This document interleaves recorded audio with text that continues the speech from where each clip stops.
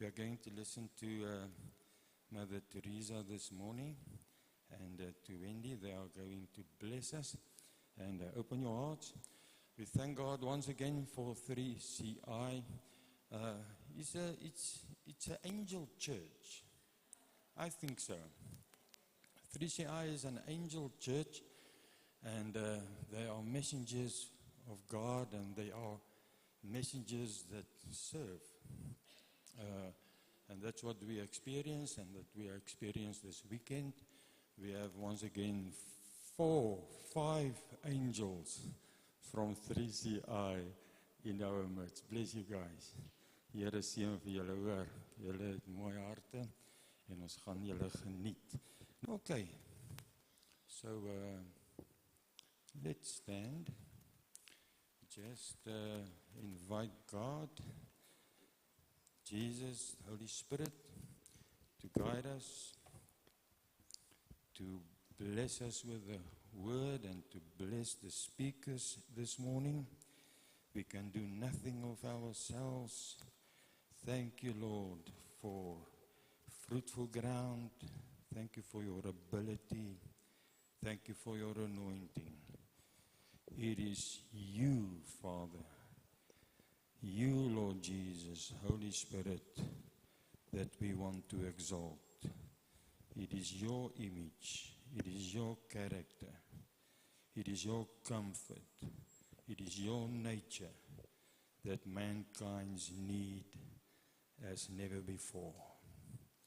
Thank you, Lord, that we can experience you and that we will be uplifted, established in the truths of the Bible, and that we will once again understand the necessity of families that needs to be whole, united, and that our children will receive the inheritance that you have bestowed on their parents, on us as a church, and that we will know what is the will of God in our lives.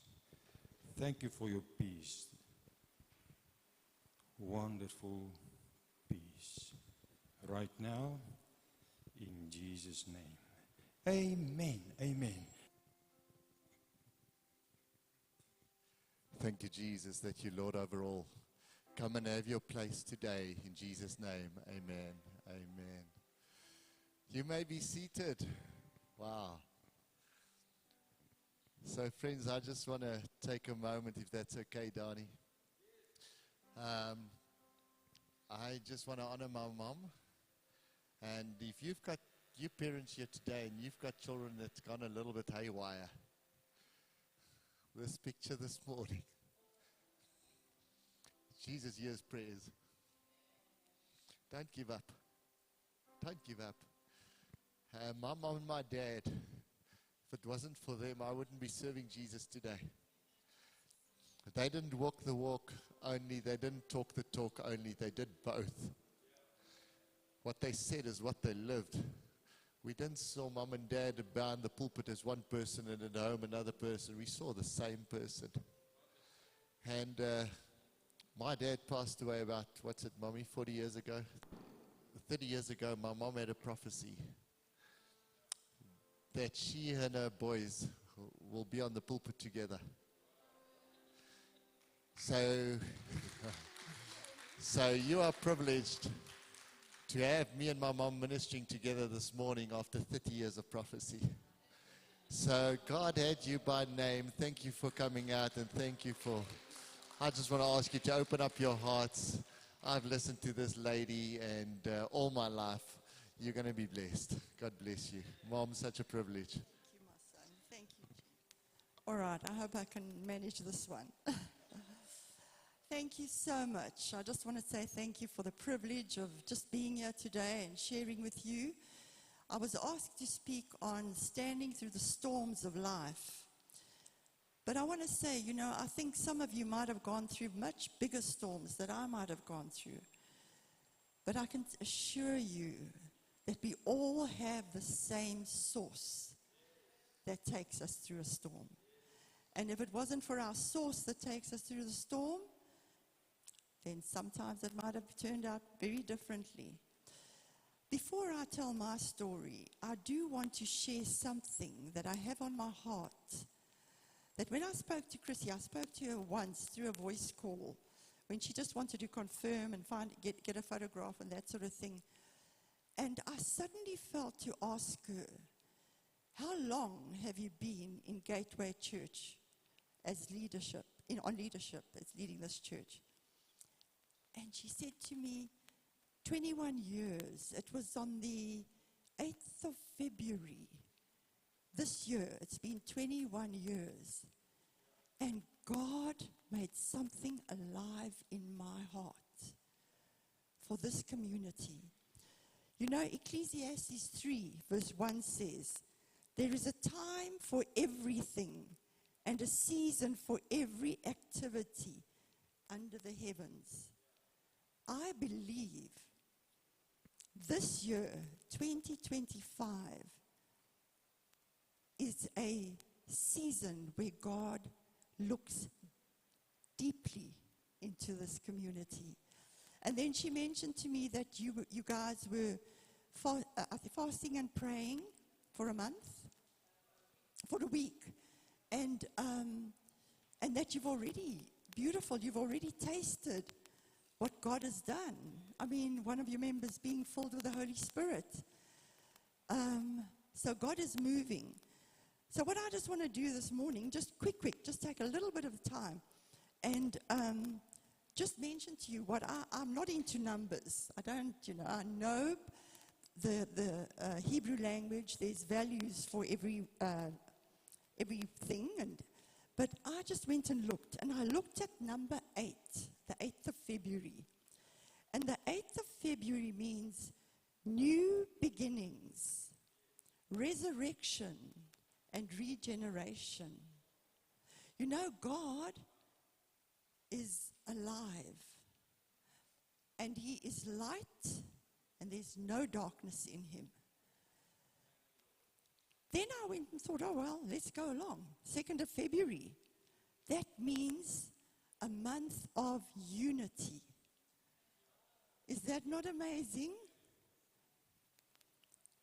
And then I went to 21 years. And you know, when we have children and our children turn 21, we give them a key.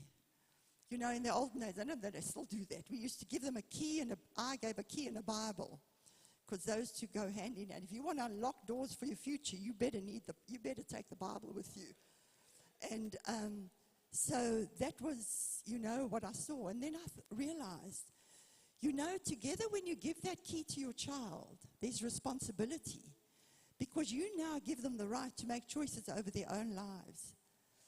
And I felt that God was saying to this community, it's time to rise up in your identity. If you declare today that you are a reborn, blood-washed child of God, get up, stand in your identity, take up your cross, because we all have a cross to bear. Every family has a cross. Take it up and walk for Jesus. Jesus left us with two commandments. He said, you will love the Lord your God with all your heart, all your mind, and all your soul, and all your strength, and your neighbor as yourself.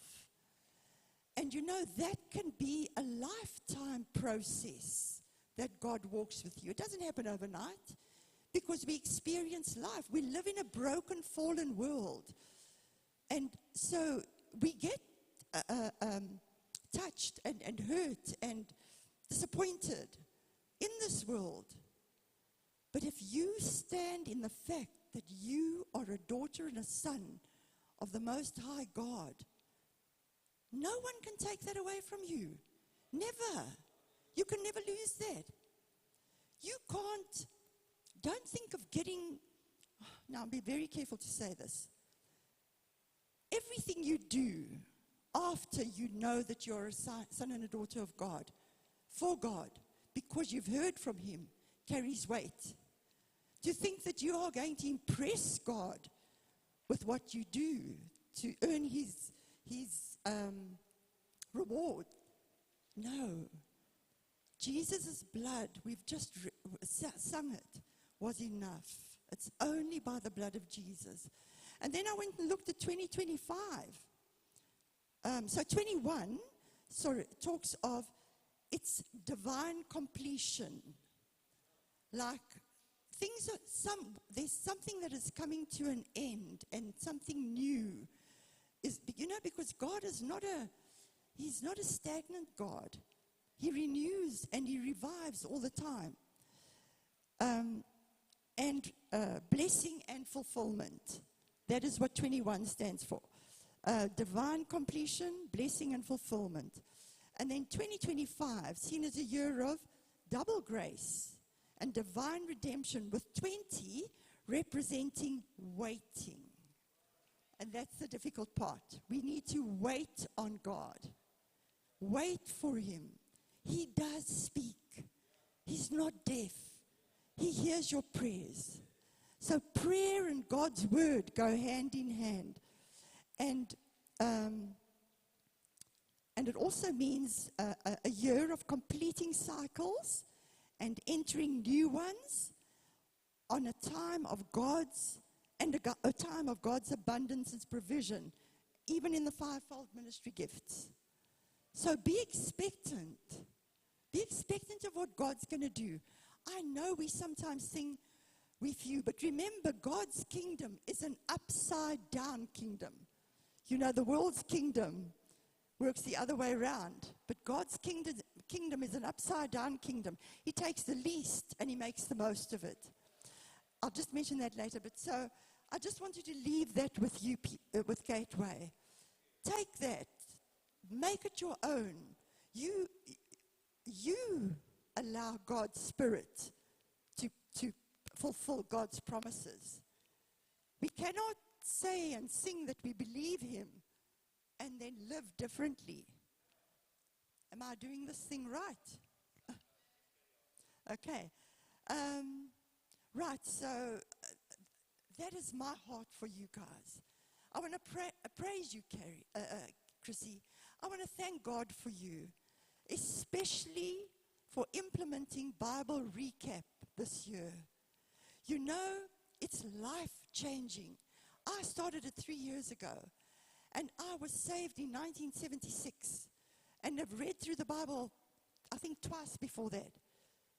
But having this explained to me, put in my hand, it made me think of Peter, where he said, I've still got to get to my story, where Peter said to the layman, he said, silver and gold have I none, but what I do have, I give to you.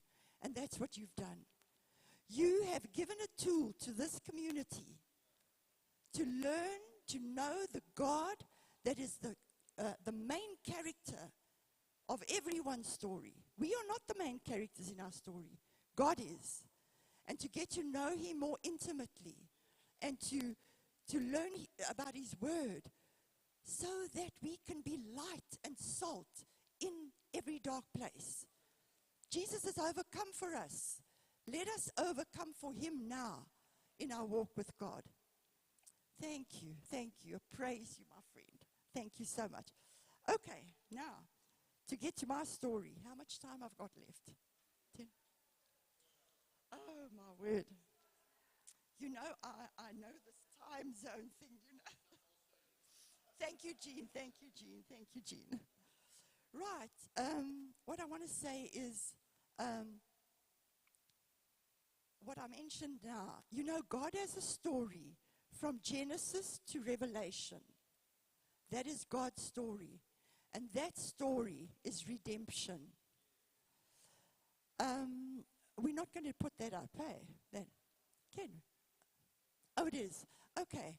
Just to look at this, when I said of an upside-down kingdom, if you look at that's the solar system. If you look at the galaxies, if you look at further, I've never studied the heavenlies, but what I see here, when I saw that little speck there, that is Earth.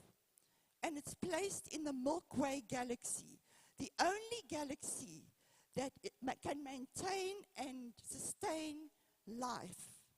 We don't know of life on any other planet.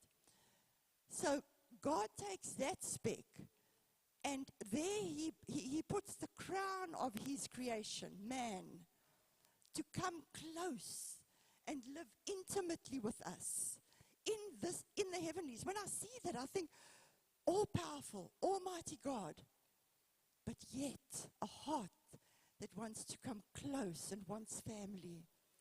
So he creates Earth, not the biggest planet. And so that's where we begin. And that is our God story. And with all the knowledge that he has, he knew of the fall that would come on earth. He knew everything. And then he says, let us create man in our image. And the message says it so nicely, with our God nature. So I want to tell you, each one of you and me, God knew before he created us in our mother's wombs, in the spirit, because like in our likeness, God was spirit. So in his likeness, he created man. He was able to walk with Adam and Eve before sin came in. There was communion. They understood one another. They didn't need clothes. There was just that awareness that they were one in spirit. That is how God knew us. There's a scripture, I just don't know exactly, but in Genesis it talks, hy het gespeel met die mense kinders. He loved us. He played with us. And then the fall came. And then we lost the beauty of the oneness with God. But in his great love for mankind, he knew he was going to bring a redemption plan. So we get the history of Israel, and then all of that which I thought, Lord, you were very angry then. But he had to do that to channel the way for the Messiah, our Redeemer. So yes, thank you, Lord, thank you. 3 weeks ago, the Lord often, and when I say speaks to me, please don't think that I hear audible voices, just here. And he said to me, you are who you are, and you have what you have because of my grace. And I thought, Lord, please fine-tune that for me. You know, am I sort of not where you really want me? And then I got a post from a friend, which I thought, Lord, that just, God wants us to be dependent on him every minute of every day. And I think that's why he just reminded me of that. And then I got this post. There were 2 donkeys were walking in Jerusalem when one said to the other, just yesterday, I was here carrying Jesus, and the people were singing and shouting and throwing their clothes down, and I could walk over them. And today, they hardly recognize me. And his friend said to him, he said, that's how it is, my friend. Without Jesus, you are nothing. So that is what I'm reminded of daily. Without Jesus, I am nothing. Okay, so my story starts on the 18th of September, 1951. And I was born to a young girl, 21 years old. She had left her home in Frankfurt in the Free State. She was gifted. She had beautiful musical talent and could sing beautifully. Everything bypassed me. But so she pursued a career in theater work in Johannesburg. She met a man, 21 years her senior, who obviously, not putting all men under that, but he told her his marriage wasn't going well, and he was getting a divorce, and things weren't good, and that sort of thing. Yeah, and the long and the short of it is she fell pregnant. But unfortunately, or fortunately for him, a pregnancy like that heals your marriage very quickly. And he was gone. So he left her. And she wasn't settled in Johannesburg yet. So I heard this story from her in 1979 when I was pregnant with my third child. I met my biological mother. She had given me up for adoption. I was adopted 8 days after my birth. I was adopted by a family, a husband and wife who couldn't fall pregnant.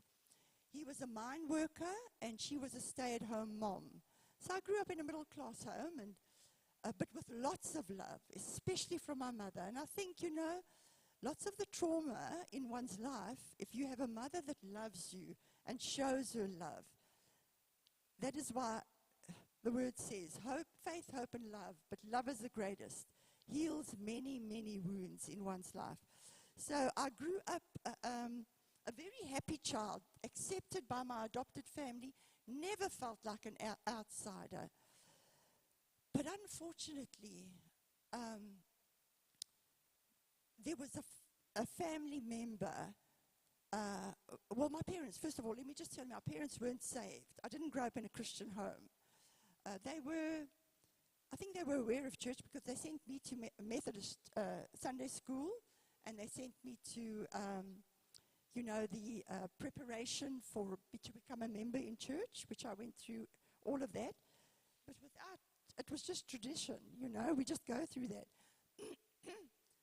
But a very close family member, and I see pictures of myself at about the age of 2, standing in my brown cot.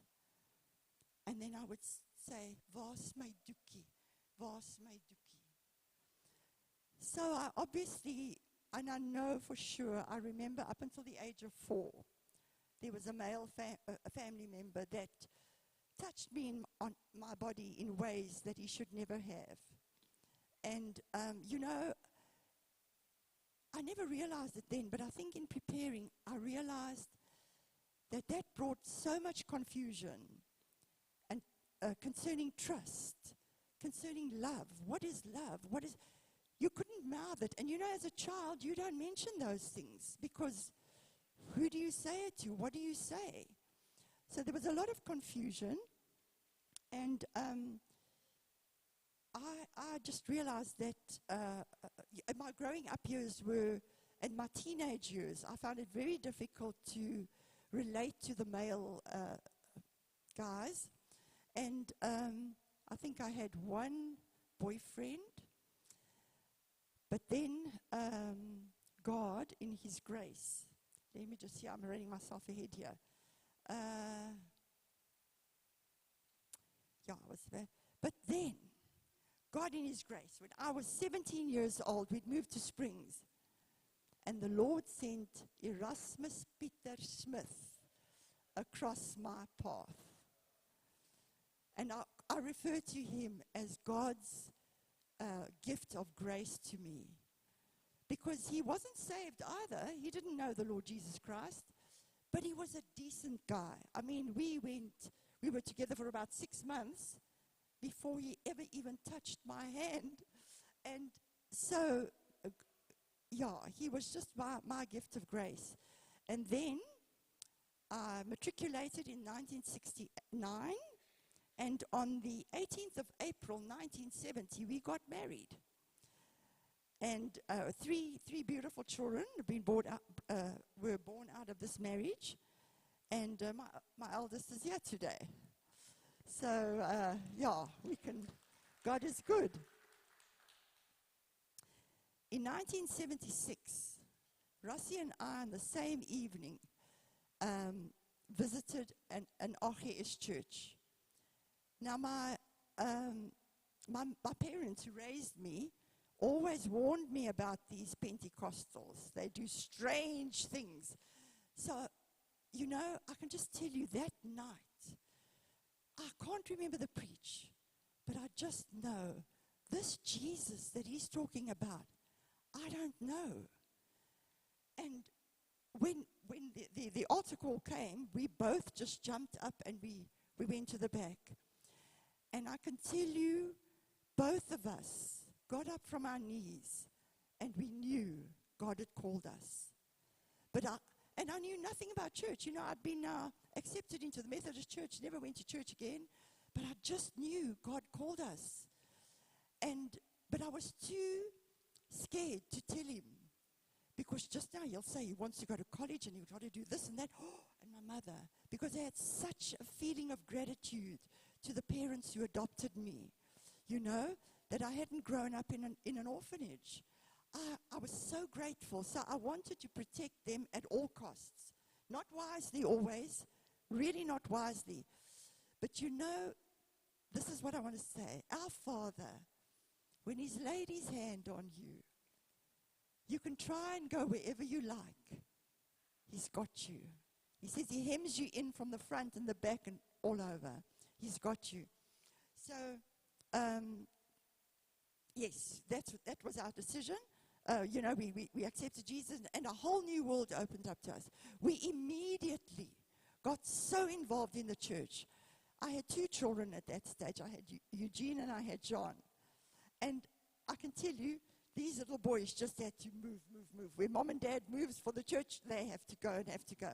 And you know that thing where they often say, don't force your kids to go to church because they will hate the church. Nonsense. But don't preach something and live another life. Be honest. Be real in who you are.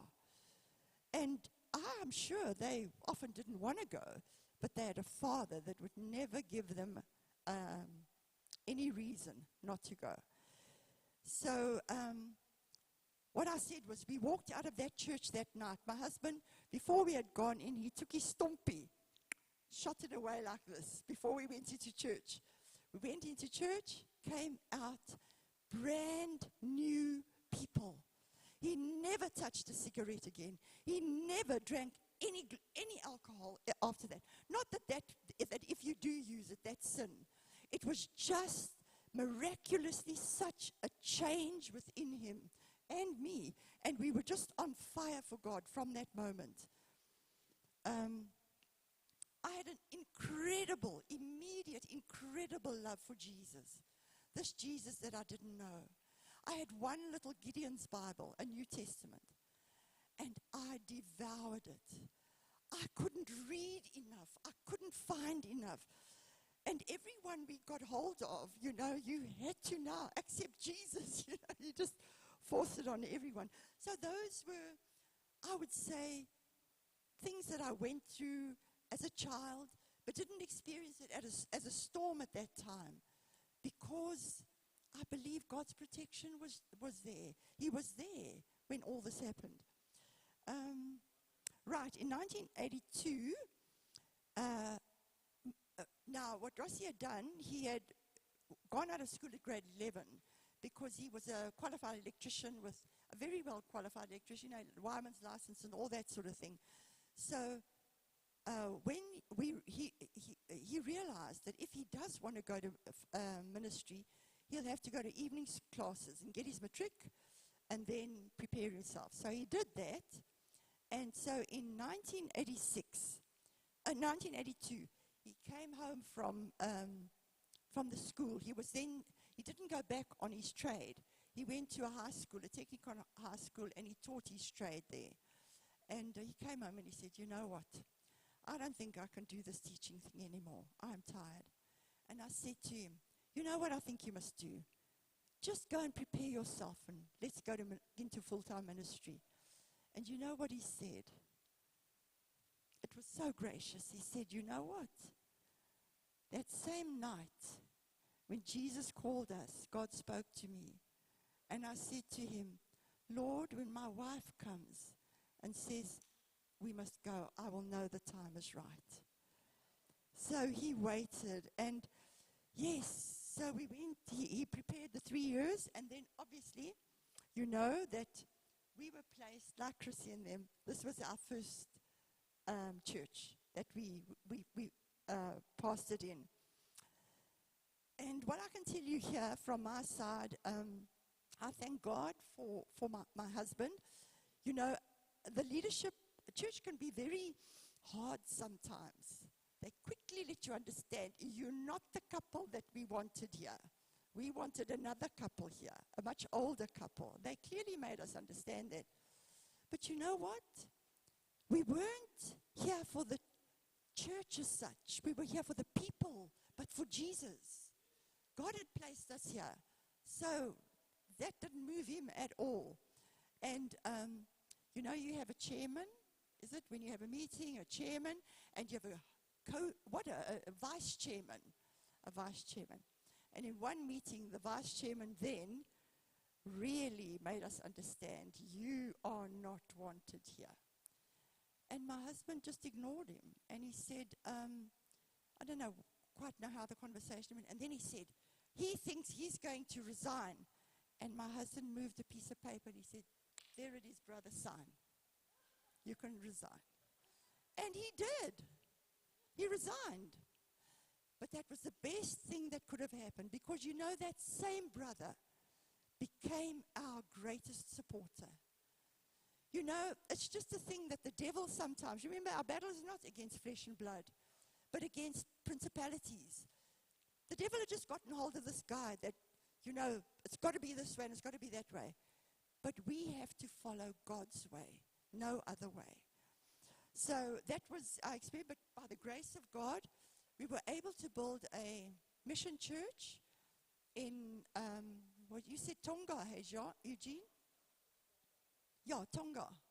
Yeah, we built a mission church there, and with permission, it was just maybe us, but this was very high. And my husband did not want to feel this very high apart from the people. We are one. There's no favor. We've got different gifts. Yes, God uses different gifts, but no one is favored over the other, no matter who you are.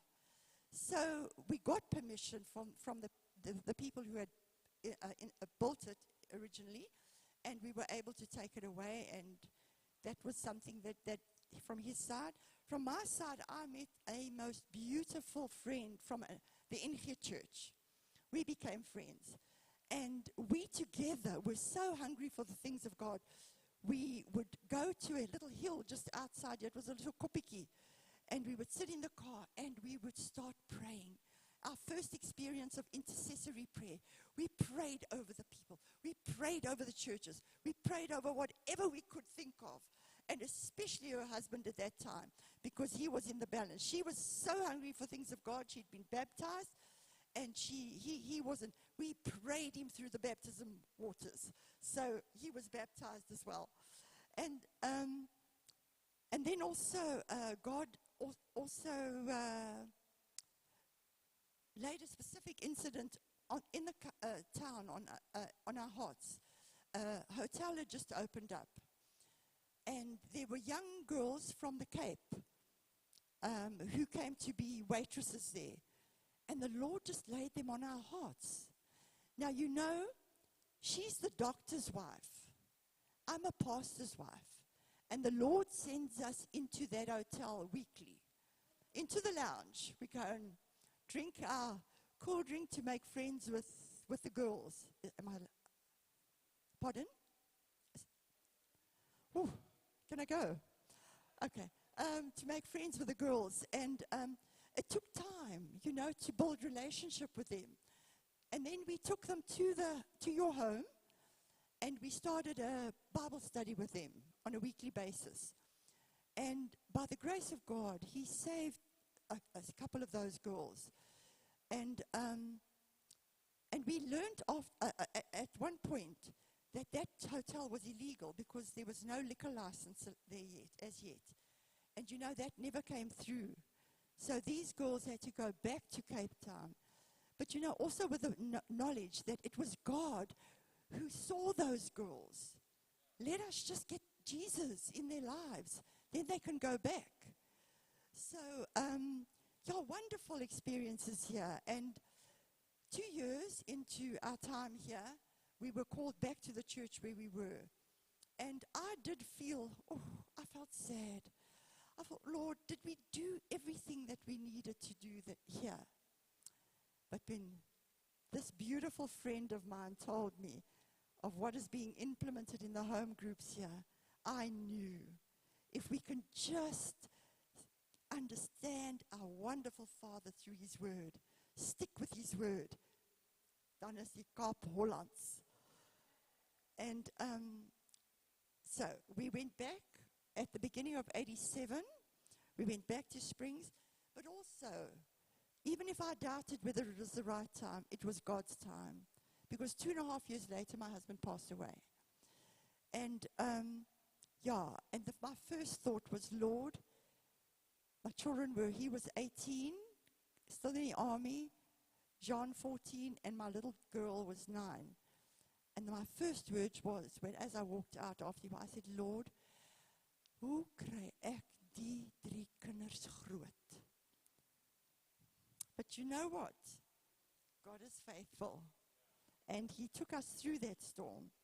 And yes, he provided everything we needed. Things that the chaplain had come to me every now and then in the hospital from the AGS, and he would say to me, Teresa, wat gaan jy doen? As Rassie toe kom. Nee, moenie daaroor praat, hy gaan leef.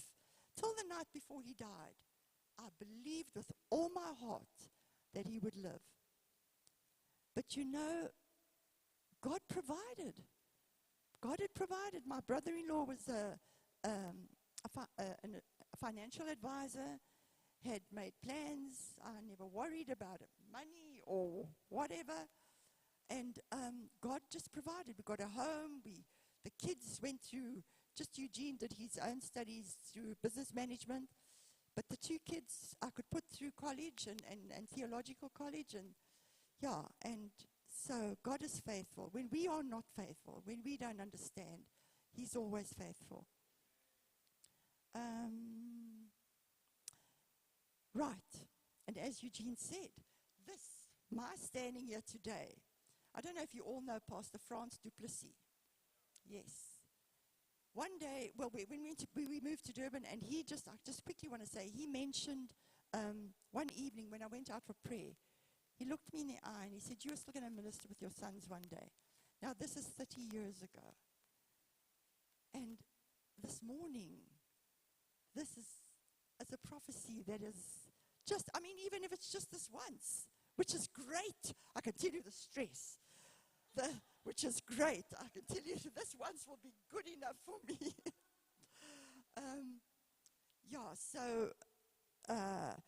And John, my other son in Australia, he always just wanted to be a pastor. Nothing else. I would go and fetch him at school, grade 3. Then his teacher would say, you were at some evangelical outreach this weekend, weren't you? I said, yes, how do you know? She says, no, well, at break time, John got all his friends together and he said, if you feel sick, if there's something wrong, step forward, please. And he would lay hands on them and he would pray for them. So he never, but I must be honest, when it came to college time, he put on the brakes. He didn't want to go through. I don't know how he thought he was going to get into the AGS ministry, but he put on the brakes. But by the grace of God, he finished. And now he pastors in Perth, Australia, Western Australia. And God has blessed us even one step further. His son, my eldest grandson, is receiving his theological degree now at the end of this month. So he's following so it's a 3rd generation pastor in that line of the family. Yes, and okay, so then 3 years after my husband passed away, I remarried. We got married on the 21st of February, 2000, gosh, why did I say that? 1992. And we have just recently celebrated our 33rd year of marriage. Nou gaan ek dit maar in Afrikaans sê. Ons het heel wat sakke sout saam opgeëet en deurgewerk, kan ek vir jou sê. 'n tweede huwelik is nie altyd 'n grap nie. But you know what?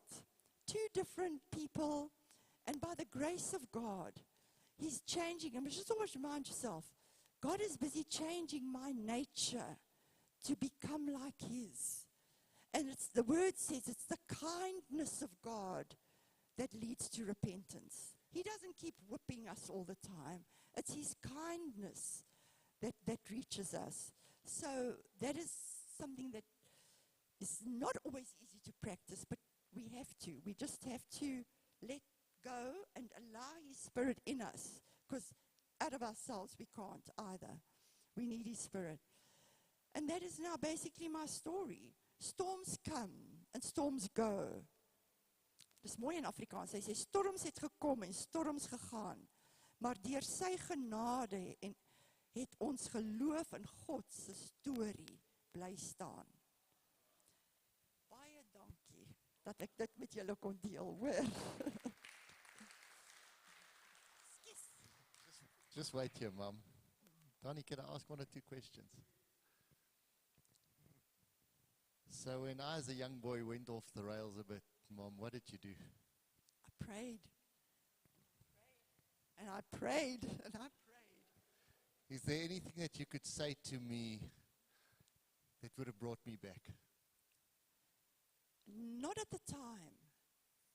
No, I don't think at the time. I think just praying and trusting God, because only He can reveal in your heart who God is and who Jesus is. And Mom, when you lost Dad, everybody told you to be strong. When did you feel that Jesus was strong? You know, what actually happened the day He died, I've been like that. I don't know whether it was a sort of suppressed trauma from our childhood. When something really, really deep happens to me, all emotion goes. So everybody thought the day of his funeral, I was so strong. This woman is so strong. But this woman wasn't so strong. The weeping and the weeping and the weeping came days and days and weeks and months after that. But you know, the day I took you to see someone, he came out of the army, and I thought he had to work through his father's death in the army. So I'm taking him to a counselor who's not from our church, because he would just give them the answers they wanted to hear, which he did in any way with this other guy. But this pastor was sharp enough. I don't know if you know Avon Browning. Avon Browning was sharp enough to realize this mother needs counseling. I could never remove my wedding ring. I would stand in my home and I would feel Rossie's presence in the doorway. And, you know, that had to go at some stage. And he asked a lady to minister to me. And she just touched on what the Holy Spirit led her to. She said to the Lord, to me, she prayed, Lord, take her back to the day of the funeral. And you know, I saw an open grave. And I saw that coffin go down. And I cried where I didn't know I could get tears from, like I have never cried in my life. And when I reached down like this, I said, "Tot ziens, Ras." And just like that, my tears cut off. And I was free. I said, Lord, I can go on with my life. I can now go on. So I can honestly say to you today, the only source of my strength has come from God and His people. But I do believe, can I just say that I do believe, even as I know God longer and longer, it's a daily choice to die to self. We are not the main characters of our stories. God is. And if we are children of God, we fit into His redemption story. We have to. And that fulfills my life. You know, friends, what I heard this morning, what my mom didn't say, the fact that she wasn't aborted was a miracle from God. Her mom didn't know where to stay. She slept on the streets of Joburg and Pretoria many, many nights. She got taken advantage of men. My mom doesn't share those deep things, but you know what? The fact that my mom got born, God had me in mind. God had my brother in mind, my sister in mind, and God has you in mind. Mom, I asked her, Mom, everybody said when she lost my dad, guys told us, be strong. I want to tell you, be weak. When you're weak, God is strong. Don't be strong. That's the first thing. There's parents here today that says, I don't know how my child's going to grow up. I'm worried about my boy. He's got ADHD and is all over the place, so he doesn't serve Jesus. We're going through, as parents, through struggles. We're not perfect. And often Wendy needs to remind me, Eugene, get on your knees and pray. We've got 2 ears, we've got one mouth, friends. Let's listen with 2 ears to God our Father and use one mouth to ask Him. There is time to speak to our kids. Don't get it wrong, but pray. And then thirdly, my mom went through second marriage, and it's not easy. My dad was strong, it's totally different. But my mom understands covenant. Covenant between God and her, and covenant between her husband and her wife. And maybe you thought of walking out many, many times. You know that somebody that's wants to walk out many, many times. Take the D word out of your vocabulary. Stop at A, affection. B, bonding. C, covenant. Stop at C. A, B, C. That will keep your marriage together. So, Mommy, thank you. Thank you for that. I want to know you did well, Mom. Just give her a hand. You did well. Thank you. Donnie, if I may, I'm going to ask friends, we're not going to take long. When he's going to be brief. But God's busy with the moment. He won't give a prophecy and send a lady here after 30 years if it's not for one person. Maybe it's a mom and a dad. Maybe it's for children. Guys, I've been a rebel. Ask my mom. She'll tell you all my bad stories. Don't ask her today, though.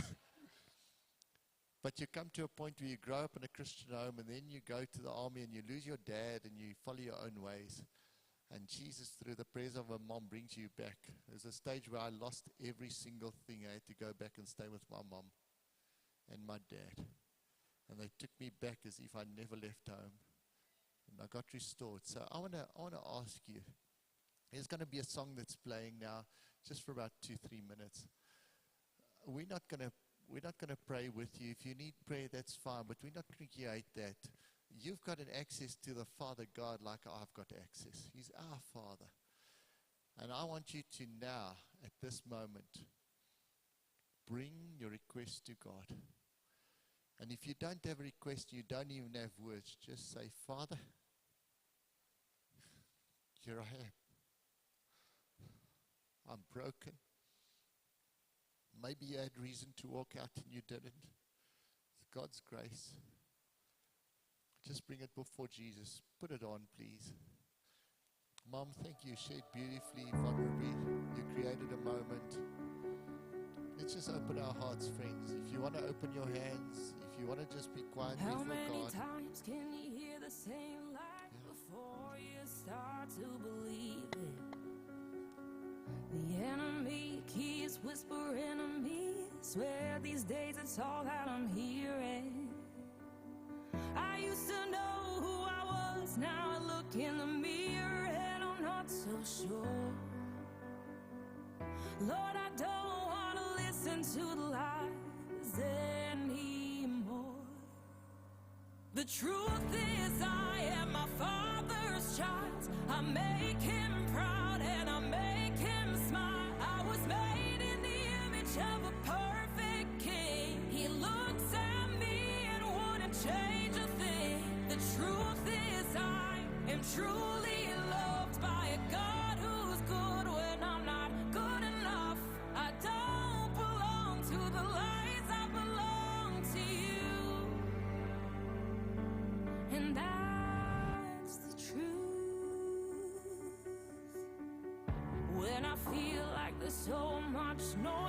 living rent-free in my head.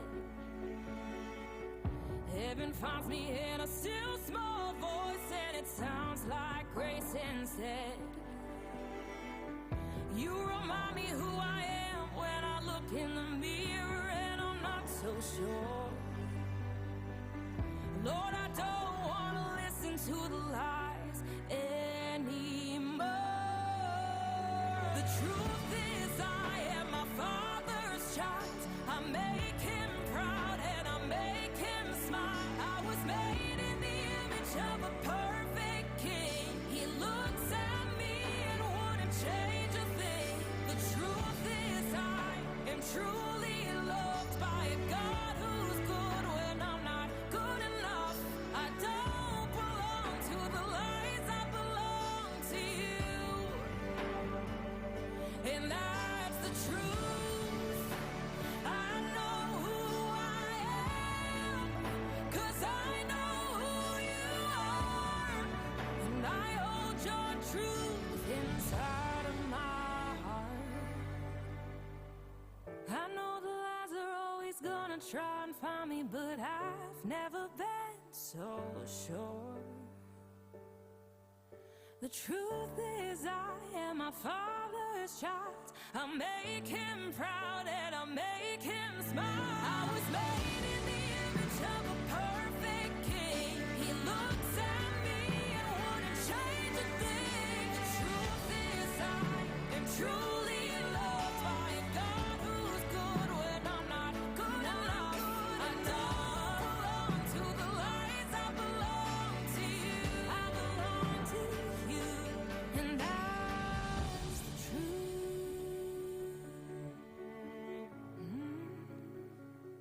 And that's the truth. I'm my Father's child. Nothing that I can do can make him love me more. Nothing I can do can make me love him less.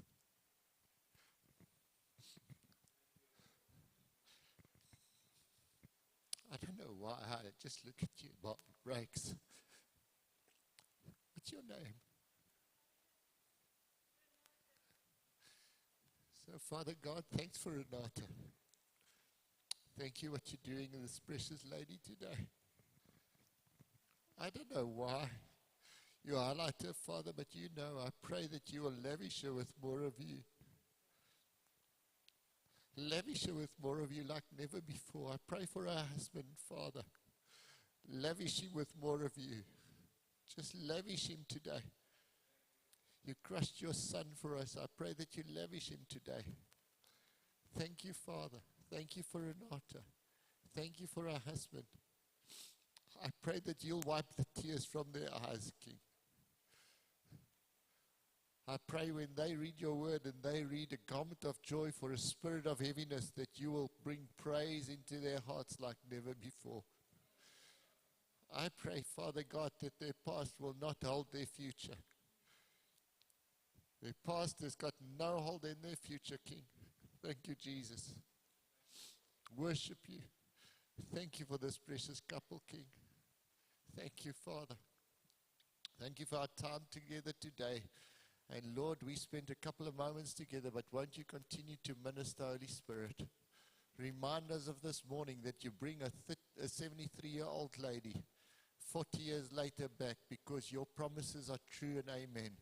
I pray 40 years from now that people will stay wherever we are in life, that we'll be able to stand on your word and say, God, you've carried us, you've been faithful, you've been strong when I was weak. When I wanted to give up, you kept me going. In Jesus' name, amen.